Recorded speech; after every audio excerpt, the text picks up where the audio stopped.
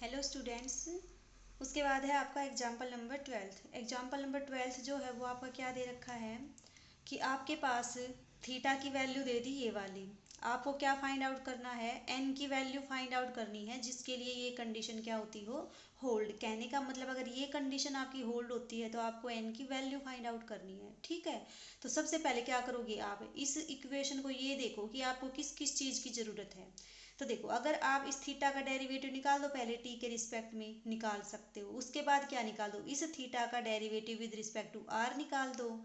Are square से उसकी क्या कर दो, मल्टीप्लाई कर दो, और उसका फिर से क्या ले दो, derivative with respect to R, और उसका 1/r² से फिर मल्टीप्लाई कर दो, और दोनों चीज़ों को क्या कर दो, आप इक्वल पुट कर दो। तो वहाँ से किसकी वैल्यू आ जाएगी, आपकी एन की वैल्यू आएगी, क्योंकि ये चीज़ आपको गिवन है। ये चीज़ आपके पास क्या है, गिवन। यहाँ से आप क्या निकालोगे, एन की वैल्यू। ठीक है, तो सबसे पहला काम आपका क्या होगा, पहले थीटा का डेरिवेटिव निकालो विद रिस्पेक्ट टू आर और विद रिस्पेक्ट टू टी। ठीक है, निकालो। सबसे पहले किसका निकालोगे, थीटा का derivative with respect to T.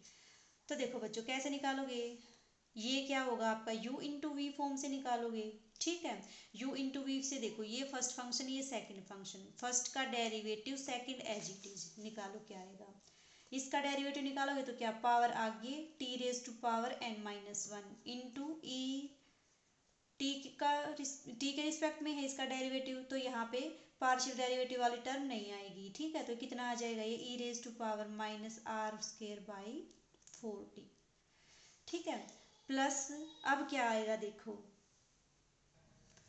क्योंकि आपका जो डेरिवेटिव है वो क्या है, विद रिस्पेक्ट टू टी, तो आर को क्या ट्रीट करोगे, एज ए कॉन्स्टेंट ट्रीट करोगे। अब देखो क्या आएगा, फर्स्ट वाला function as it is into derivative of second. Second का डेरिवेटिव क्या आएगा भाई, देखो ई रेज टू पावर में है, आपको पता है e raise to power a x का डेरिवेटिव क्या होता है, e raise to power a x as it is, और फिर क्या करोगे आप, ये वाला जो कोफिशिएंट है वो आएगा। तो निकालो इसका डेरिवेटिव, कितना आएगा, e raise to power -r²/4 of t. ठीक है, फिर किसका करोगे, पावर का करोगे। इस पावर का जब आप डेरिवेटिव करोगे तो वो कितना आएगा भाई, -r²/4 तो एज इट इज, और 1/t का करोगे तो वो कितना आएगा, -1/t²। माइनस और माइनस हो जाएंगे प्लस, और 1/t²। ठीक है, +2 क्लास का डेरिवेटिव है, इजीली कर सकते हो। ठीक है, अब देखो इसके बाद अब क्या करेंगे हम, यहाँ से देखो टी की पावर n ये, और टी की पावर 2 ये, टी की पावर को क्या करो, कलेक्ट कर लो, करो कितना आएगा, N T raise to power n-1 E raise to power -r²/4t plus T raise to power n-2 into E raise to power -r²/4t, और साथ में क्या है आपका r²/4। ठीक है, अब देखो यहाँ से क्या करोगे, आप कॉमन ले दोगे, एक तो टी की पावर कॉमन है यहाँ पे, और दूसरा क्या है आपका, ये वाली टर्म आपकी कॉमन है, तो कितना आ जाएगा देखो, जब आप टी की पावर n-2 छोटा है भाई, तो टी की पावर n-2 को क्या करोगे, कॉमन ले दोगे, तो कितना आएगा आपका, T raise to power n-2 आपने क्या लिया कॉमन, n-2 कॉमन लोगे तो एक टी यहाँ पे बचेगा, n यहाँ पे है ही, तो ये बनेगा nt प्लस यहाँ पे क्या बचेगा आपका r²/4 और साथ में कॉमन क्या ले रखा आपने, ई रेज टू पावर -r²/4t। ठीक है, ये तो वैल्यू आई किसकी, थीटा का डेरिवेटिव निकाला विद रिस्पेक्ट टू टी उसकी। अब किसके रिस्पेक्ट में निकालोगे, थीटा का डेरिवेटिव निकालोगे with respect to R, similarly ऐसे ही। ठीक है, देखो कैसे निकालोगे, जो आपका थीटा है, दो टर्म है इसमें, तो आर आपका है ही नहीं, इसका मतलब इस वाली टर्म का निकाल दोगे आर के रिस्पेक्ट में डेरिवेटिव, ये किसकी तरह ट्रीट करेगी, कांस्टेंट की तरह। तो देखो कितना आएगा, ये आ गया आपका ये वाला। ठीक है, अब आपने ये दोनों वैल्यू तो निकाल ली, अब क्या करोगे, r² से किसकी मल्टीप्लाई कर दोगे, इसकी।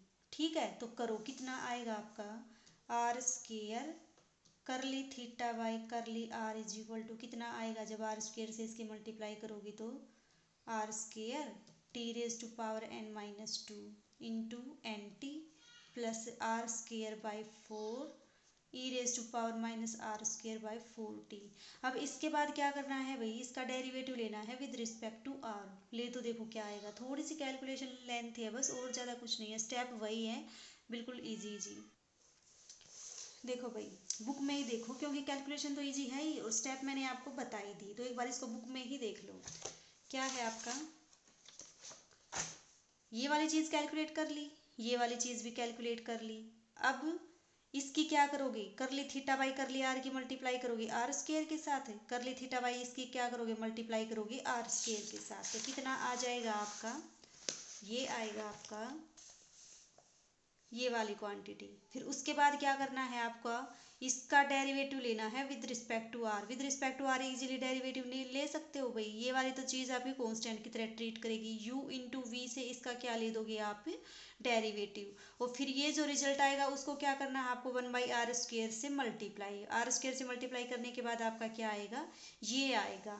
अब जो गिवन कंडीशन दे रखी है उसने, वो क्या दे रखी है, ये कि ये जो कंडीशन है वो आपकी गिवन है, तो आपको n की वैल्यू फाइंड आउट करनी है। ठीक है, ये क्वांटिटी आपने कैलकुलेट कर ली, ये और ये वाली क्वांटिटी भी आप पीछे कैलकुलेट कर चुके हो, ये दोनों को क्या किया आपने, इक्वल ले दिया। और यहाँ से किसकी वैल्यू निकालोगे आप, n की वैल्यू निकालोगे। देखो कैसे निकालोगे, ये वाली क्वांटिटी थ्रू आउट क्या हो जाएगी, कैंसिल हो जाएगी। t की पावर n-2 से इसको जब काटोगे तो यहाँ पे तो बच जाएगा आपका t, और ये वाली टर्म क्या हो जाएगी आपकी, कैंसिल हो जाएगी। -1/2 एज इट इज, तो कुल मिला के यहाँ पे t बचा -1/2 एज इट इज।